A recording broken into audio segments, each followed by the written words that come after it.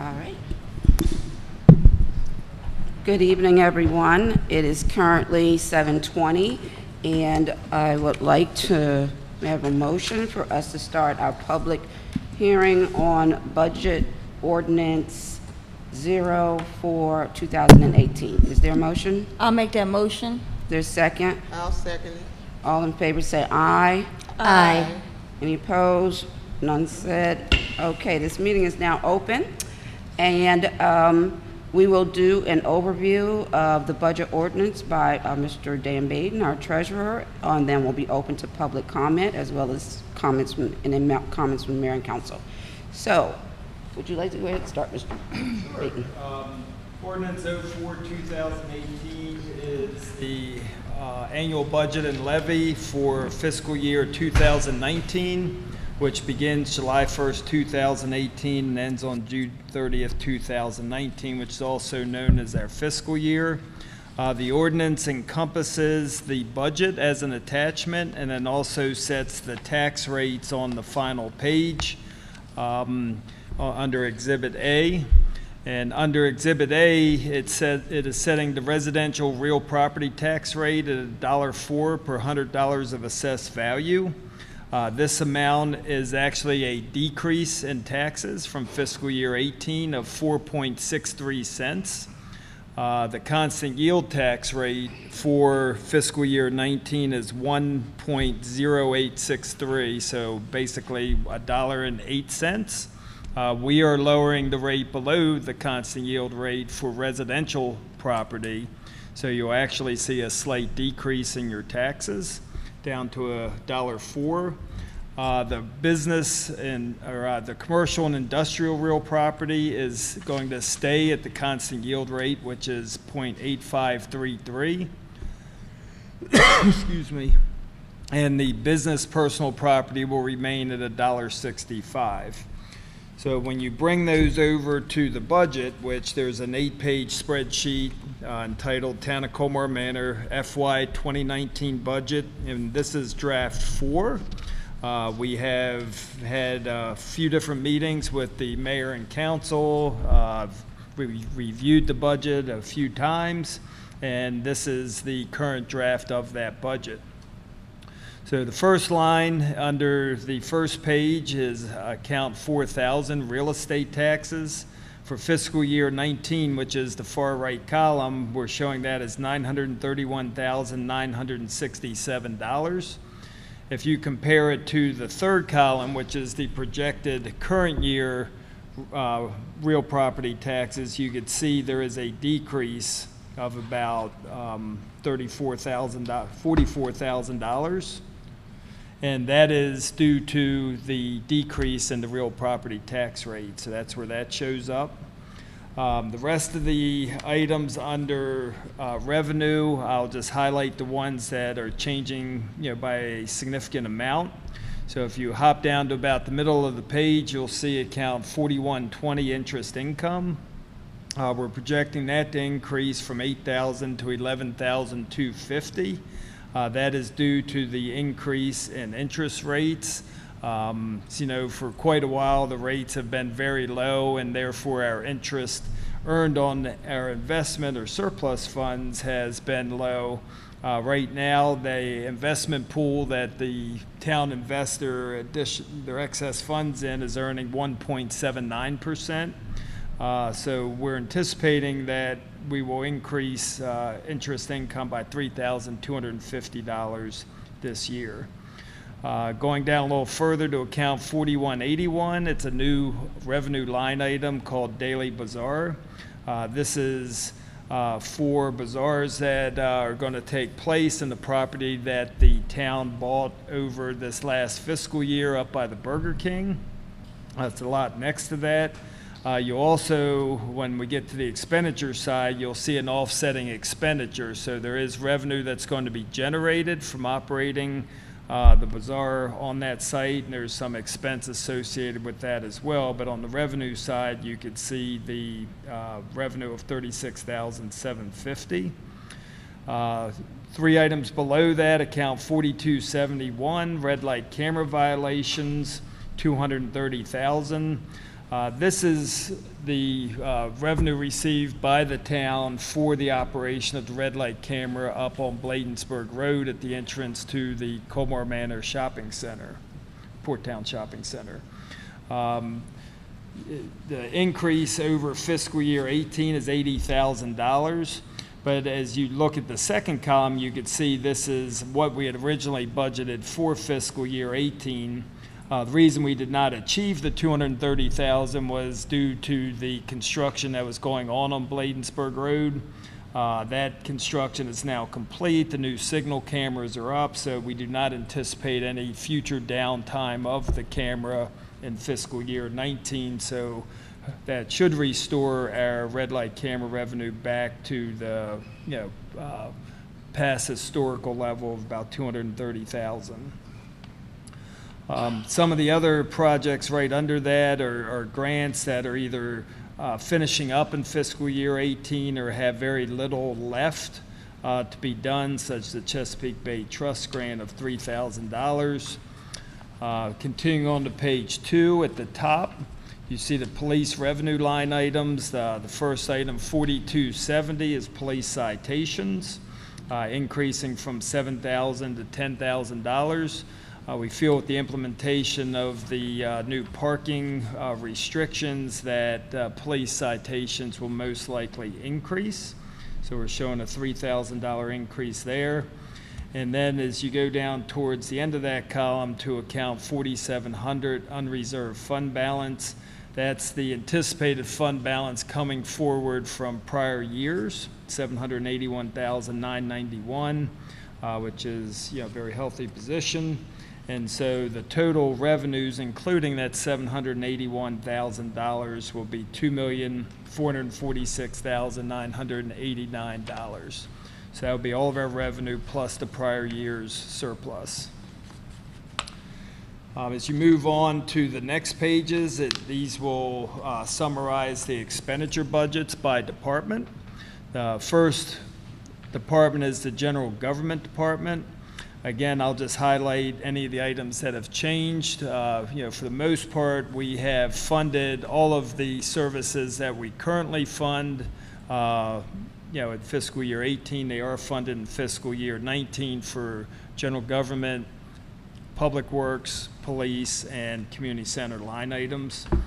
Under count 5082, Colmar Manor Day, that is showing as a new line item, but it was really combined with the 90th anniversary in the past, or this past year. So, we are allocating $1,500 for this year, or for fiscal year 19. 4 items below that, you have account 5091, the Daily Bazaar. This is the $22,050, which is the expenditure side of operating the bazaar. So if you take that from the $36,750, we're anticipating making about $15,000 this year from those operations. Going down to 5210, legal counsel. See, it was projected at $38,000 this year, $18,000 fiscal year 19. The reason it was much higher this year is because there were some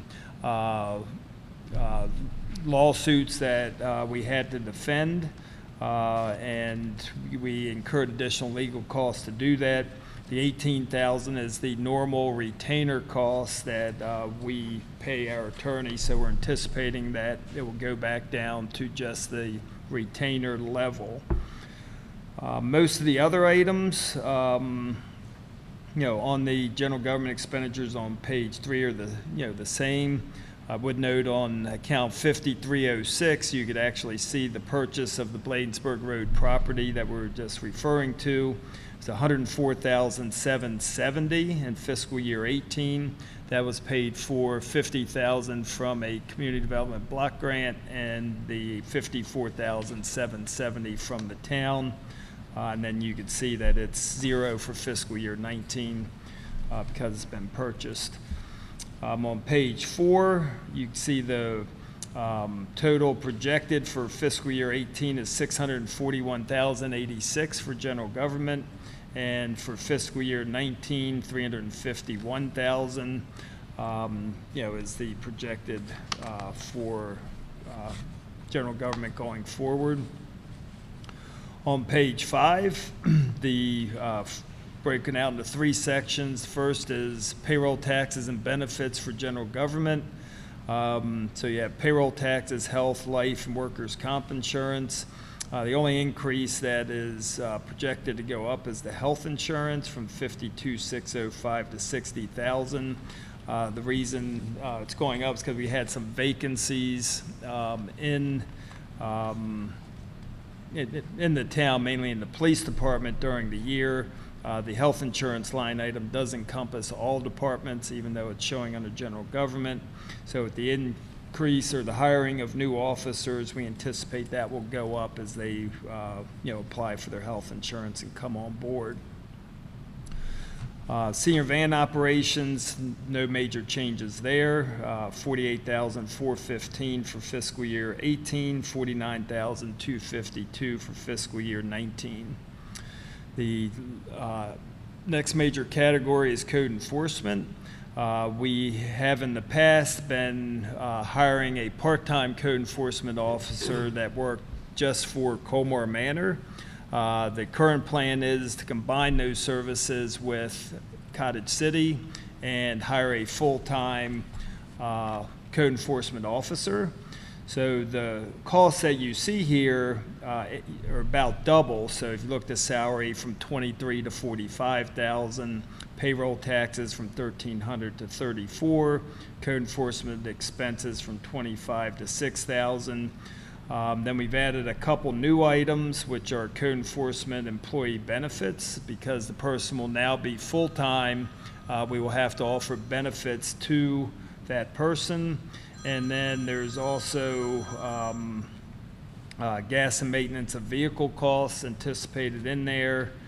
So those are all additional costs, but because we're sharing those costs with Cottage City, you see a negative $34,508. That's the money to recoup from Cottage City for their basically 50% share of the code enforcement position. We also have in there a amount of $7,000 for the parking permit program. There's going to be startup costs for signs, for ticket books, for stickers, for permits, those types of things. So that's what that $7,000 is. So the net, after you subtract out Cottage City's share, is $41,508 for code enforcement. Moving on to page 6, Public Works. You'll see a new line item, three lines down for capital outlay new vehicle, $11,280. This is for the purchase of a new truck for the Public Works Department. This will now give us 2 vehicles that we could use for plowing. We currently have 1. So this vehicle will have a plow and, is a little bigger truck than what we currently have. That truck will be leased over a 4-year period, so the $11,280 is the first year's lease payment for that vehicle. The remaining expense items in Public Works pretty much in line with the prior year. Moving down to the Community Center Town Hall. This is for the operation of the community center here. Third line item down, 5859, says capital outlay lighting upgrade. We did have a energy analysis done on the building, and there was a recommendation to upgrade the lighting in the building to be more efficient and reduce energy costs. This will be subsidized by rebates through PEPCO, but the city's or the town's cost for that upgrade is projected to be about $27,100.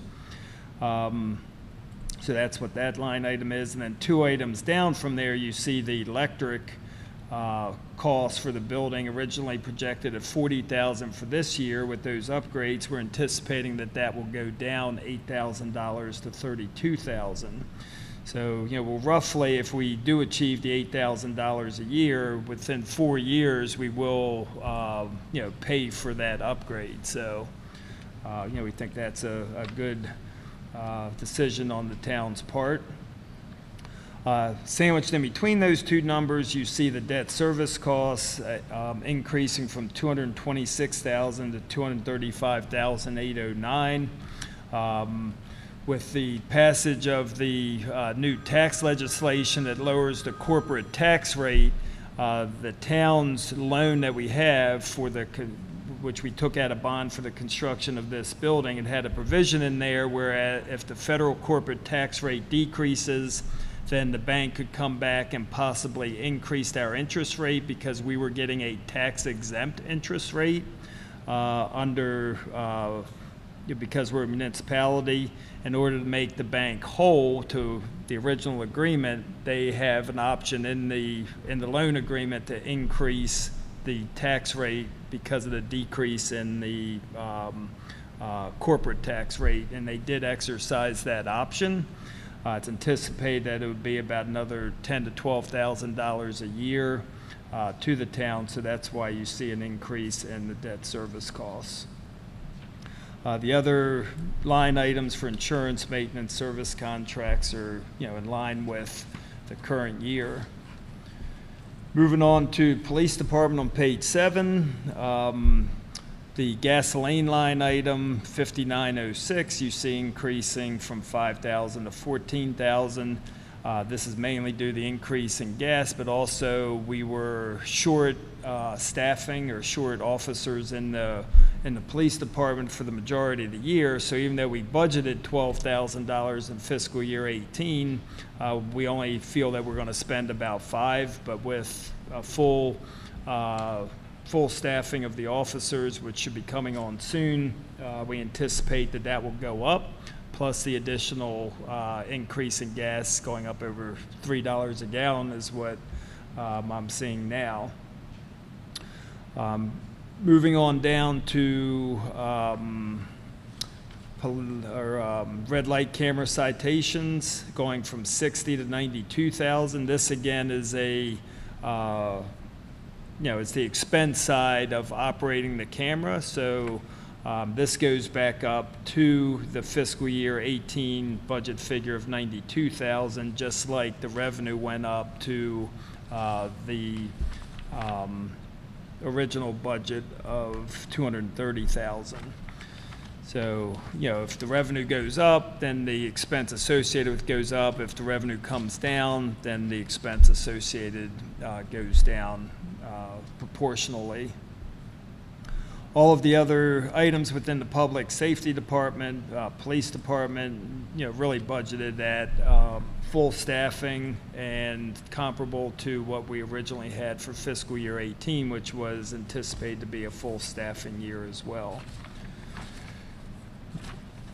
Turn to the next page, 8. We have the community center operations. This is for the staff to monitor the recreation department, to clean after events, things like that. Anticipating that to come in at 85,000. This also includes recreation supplies, rec council events for holidays, and class instructor fees. We're anticipating that the unreserved fund as currently shown is $786,293. So that's really a $4,302 surplus for fiscal year 19, but I believe the council is going to discuss using that, for purchase of some chairs, which would then make this a balanced budget, not using any of the surplus and not having any additional surplus for this year. So I think that's highlight of the main items that have changed within the budget and analysis of the tax rates that would fund that. All right, thank you so much, Mr. Baden. Does the council have any questions? Okay. 5135, 51. 35. Uh-huh. Is there, can we increase that 500 more? What is that? End 5130? Time Harvest Ministries. Uh-huh. That's the We got- summer help. That is. No, that's not the summer help, that's the youth council period. Oh, right. With their Yeah, so training. the summer help is down below. Below it, right. 1,000. 135. Uh-huh.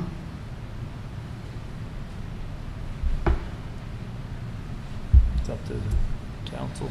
So, as a part of the discussion, we're talking about, when we were working on the budget, we didn't put money in for the chairs. And we had said that we were, when our budget came around, was to be able to, replace a good amount of these chairs because they're becoming a really big problem in our rentals. So we have that $4,000 surplus, $4,300 surplus that Dan just mentioned. That's all we got. So we were going to talk about putting that in towards the chairs. So I would say if you want to increase that line item, 5135, that we have to look to another line item To move something from? decrease from.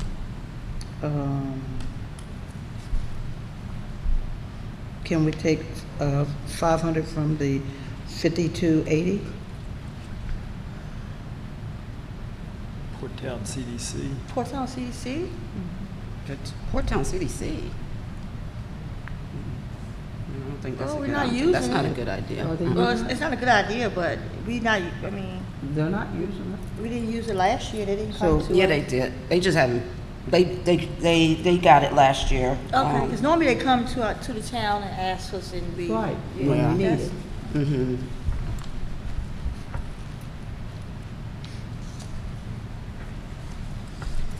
I mean, the only place that I see, looks like it may have some possibility is 5370, but Special events? I'm sorry, Mayor, could you repeat that? 5370. Special events. And that's our event where we do our, Appreciation. We do our and all that. appreciation, and also is for the monthly stuff that That we're we going to do do. going forward. Yeah, We're going forward. to start doing monthly events going forward. so we take 500, you want to increase, the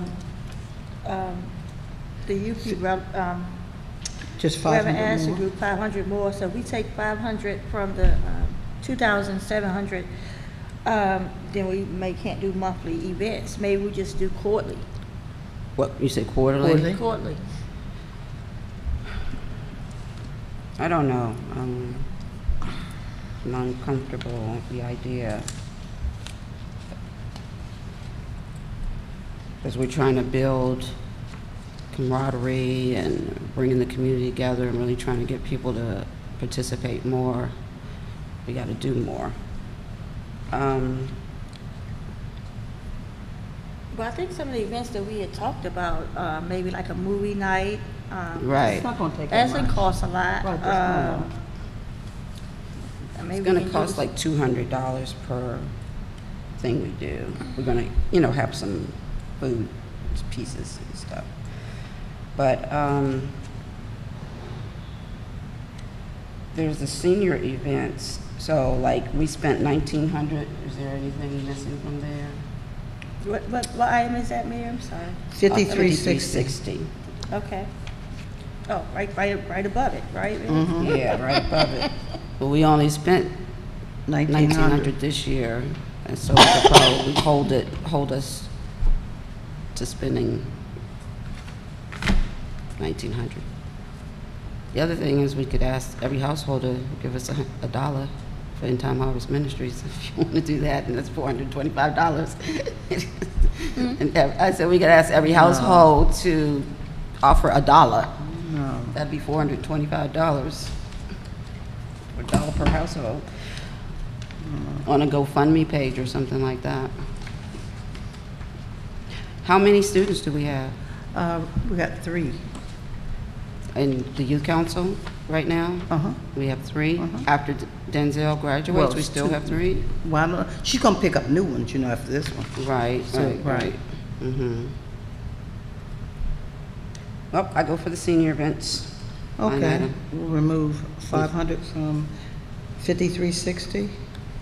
Is everybody good with that? I'm okay with that. Is everyone okay? I'm okay with that. How much are we taking out? 500 500? from 5360, the senior events, To add it to and move 51? to 5135. Okay, we make it if we do have the seniors event, we coming up short, that we can Go even to take it another from line item? take it from the special event. And Yeah, maybe because some- Yes. it's all about 'cause maybe events if we somehow- needed I know, to. But it maybe is, some of the special events, we can get someone like to sponsor it, like this, like. yeah, or, I mean, there's options. Yeah, they put their name on it, Target or somebody to sponsor the events. I noticed that Blaisburg has 7-Eleven sponsor a couple of their events. Well, the other thing that we need to consider, and I'm thinking about having a conversation with the other towns, our senior club for when we do these senior events are pretty much 20% Colmar Manor and 80% other towns. Right, And maybe some of the other towns would be willing to contribute something towards in their the budget. senior events, you know, because we've been taking the brunt of it. We do it all the time, and we put it in our budget, but, you know, They get to play. it's, yes, a lot of them are from Bladensburg Right. mostly, so. And Cottage City Towers. And Cottage City Right. Towers, so, you know, it's not that much money for the towns to contribute. Even if it's 100. Yeah, it's just a Something. couple $100 Right, I towards agree. the event. So that's another way that we can actually get the money back Right. that we take out. Okay. All right? Mm-hmm. Okay, so we're doing that, and then we're going to take the $4,300, right, for the chairs? Mm-hmm. I had a question, Mm-hmm. Mayor, on page 5, under the code enforcement, 5640, property cleanup. We had budgeted year before $450, but we didn't put anything in there now. Just wondering why. Usually, we don't really budget for that line item because we don't know whether we're doing property cleanups or not. So when we do the cleanup, we charge it to this account, and then we have an offsetting revenue line Yeah, with the- item, which, you know, we're not showing anything on there, I don't think. Get that, kill it. Yeah, but they're usually offsetting, Right, because. but we usually don't budget for it because it's unanticipated. Right, okay. That's if someone leaves the house or something, or overgrown yard, and you Yeah. have someone cut Yeah. that grass and it comes out of that line item. Yep. Yes. Yeah, that's it. Uh-huh. Okay.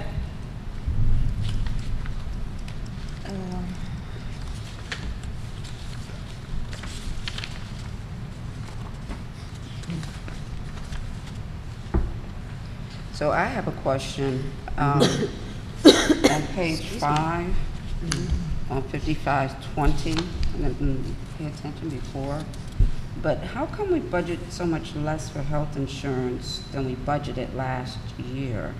I mean, I know why it's low this year because of employees, but the budget amount, that's $15,000 difference.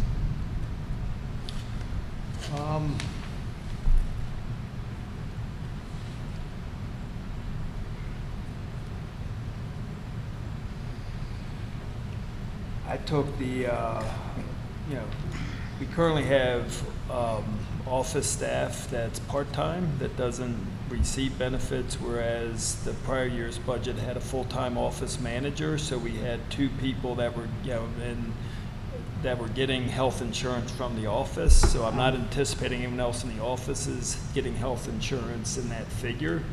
And the person that was in the office was, High rate. she actually turned 65 during the year, so her, you know, we stopped paying her insurance, but it was a higher rate because she was, you know, Sing. it's all based on age now. It's not based on, you know, male or female or, you know, pre-existing conditions or anything like that. So, you know, our current cost for current health coverage is $52,605, and that includes some vacancies. You know, if we've got, you know, new officers coming on that happen to be married and have a lot of dependents, that could possibly go up above the 60,000. I mean, you know, it's hard to tell at this point. So right now, you're anticipating the the budget estimate as best can be made is based on single people. Yes. Mhm. Which I believe the candidates we were looking at fell into that category, but I don't know if that's who we're going to end up with. Okay.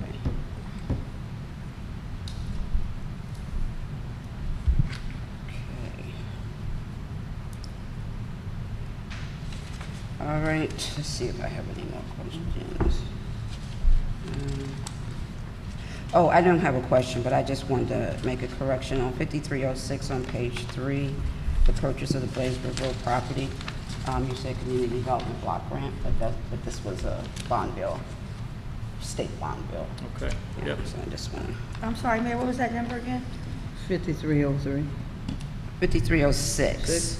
Okay. 5306. We got the 5306. state bond bill is what paid for that. Okay.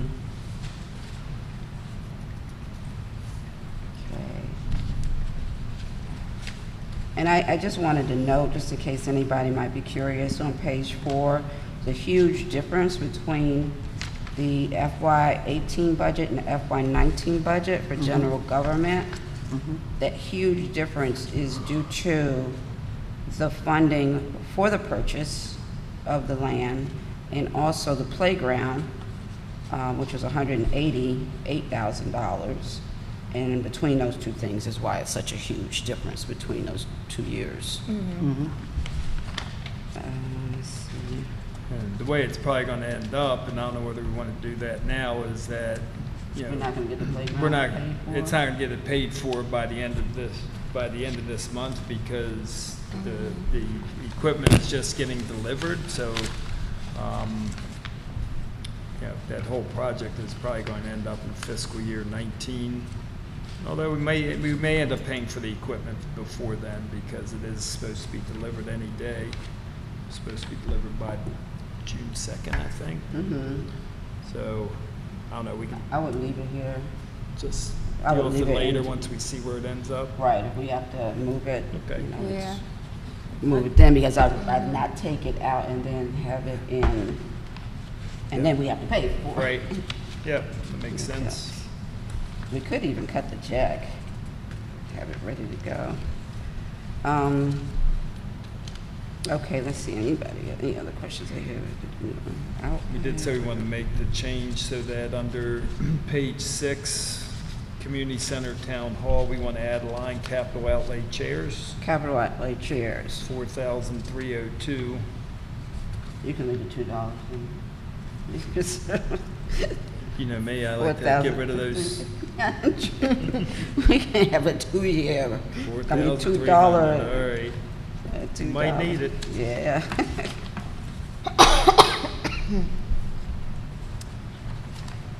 All right. And just for the record, I mean, I just want to make sure everybody understood, and we'll bring it back up again, but the red light camera scenario is significant. It's about an $80,000 difference in what we would normally have for our public safety budget.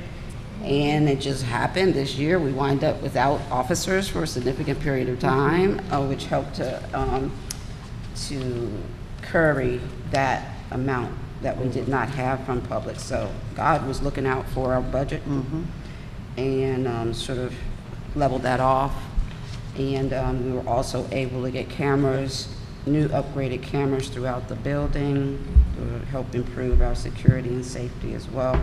So a lot of these other budget items had to really underperform or overperform, if you will, or less than what they were budgeted for in order to make up for all of that amount that we didn't have. So I'm grateful for the way this worked out.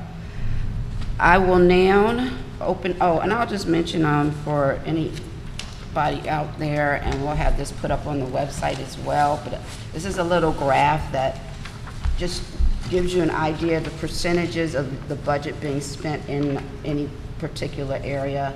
For instance, our public safety is in fact the largest percentage at 27% of the budget. The facility is, what is the facility?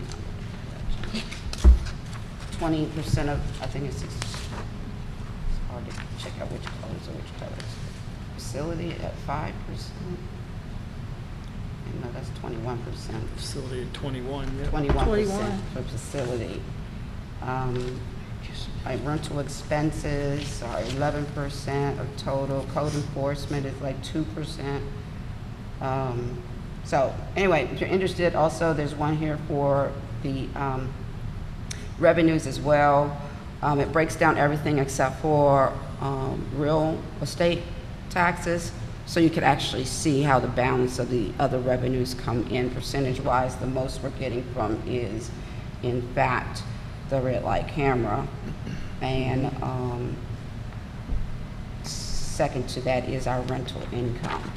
So if anybody's interested, you can look at that. In this back chart here, on the back page of this, it actually has our real estate taxes over time, so that you can actually see how we've gone up. But we're at the best low time taxes that we've had in a really, really long time.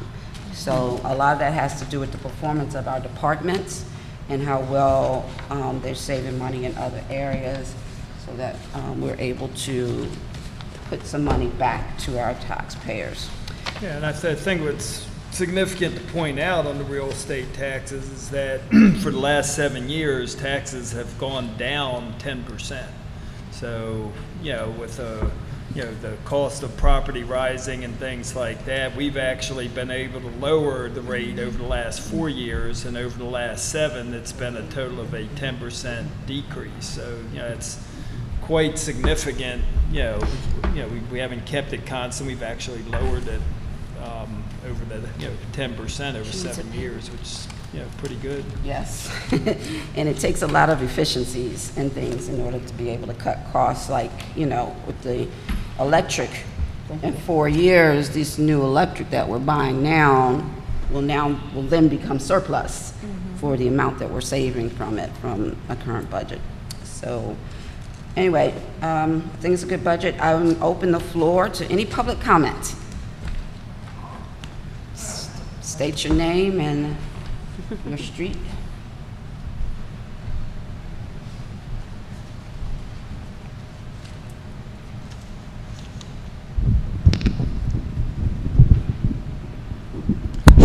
Good day, Mayor and Council.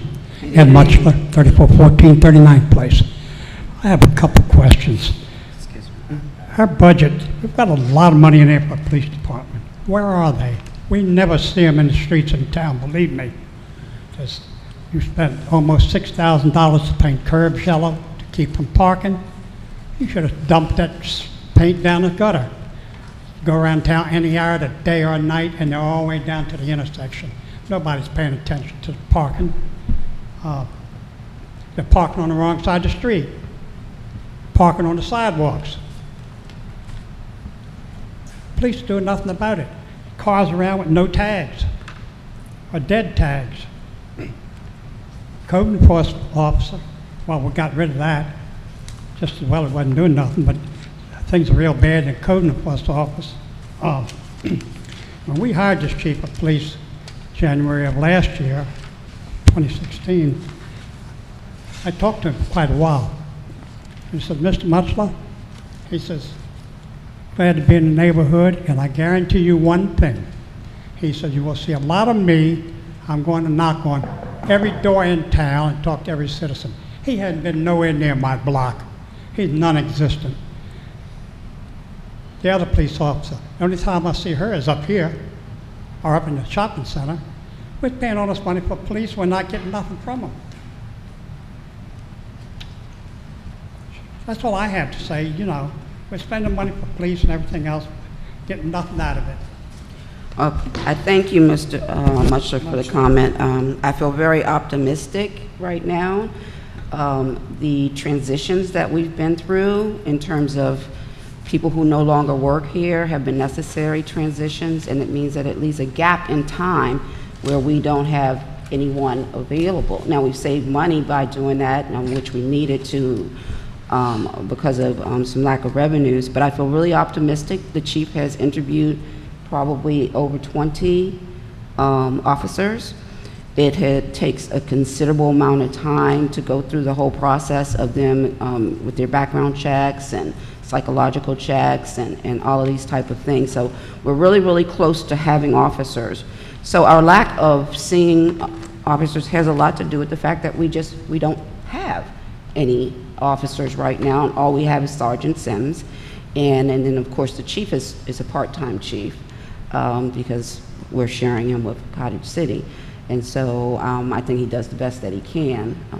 I will defend what he's been doing, which has mostly been trying to get us hired officers. And that's where a lot of his time has gone into. And that's for both us and Cottage City, because they're down 2 officers as well. So it just realistically, it couldn't have been it couldn't have been any different than the way it has been in the last several months. But I'm very optimistic because we're this close to our hires. And when those officers come in here, they're going to come in with the type of attitude that the chief wants. I'm sorry? I hope we see them in town going up and down our streets. Absolutely. There's no question about it. This is a part of the reason we don't have certain officers that are not here. There's a part of the reason that we've had to transition. It's so that we can now bring in people who now operate based on the culture of the police department, community culture that the chief wants to instill in the officers. And so I'm feeling really optimistic about that. Additionally, working with Cottage City, with the code enforcement, we feel really good and strong about the fact that if we hire a full-time person as opposed to a part-time person who comes in and out here and there, is a full-time person, they get benefits, they build some loyalty to the community, and therefore they can help people with situations where code enforcement is needed. So I also feel you on that one, and so I feel optimistic about where we're going with that. And I do feel like our parking permit program, which we have another meeting for tomorrow to kick it off. It will kick off in the beginning of July. And when we start going and enforcing that people have to have their permits, then we're going to get rid of people with no tags on the street. We're going to get rid of people who are from Virginia and DC and all these other places. We're going to get all that. Just that permit program alone is going to help us improve those areas. So I hear you loud and clear, and that's really where our focus has been on those 3 things you just mentioned, has been the strongest focus that we've been moving forward to try to do better. Well, I guarantee you my block is the worst block in town with parking and violations. I understand, and we're gonna get to them. Thank you. Thank you. Thank you. Any more comments? Okay, any more comments from the council? No. Okay, with that said, we will be having a meeting on May the 5th, which will be a public meeting here in the main June hall. 5th. June. I'm sorry, June. I do it all the time. June 5th, we have a meeting scheduled here for 7 p.m., June 5th, in which we plan to adopt the budget.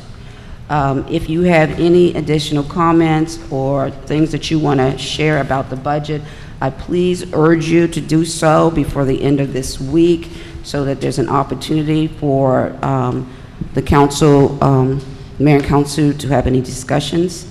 I will say that if we do get anything in, that we probably would need to meet at 6 o'clock for a work session prior to the regular meeting to discuss any other changes to the budget.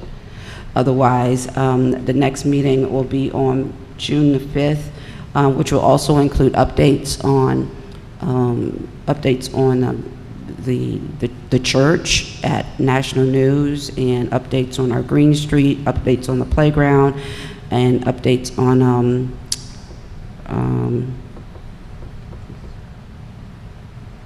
the bazaar and yard sale that we plan on having come up next. So we'll have all those kind of discussions at the next meeting on June the 5th. So with that said, is there a motion for us to close this town hearing? Yes, I'll make a motion to adjourn the meeting. All in favor say aye. Aye. Aye. Any opposed? With that said, this meeting is now adjourned. Thank you.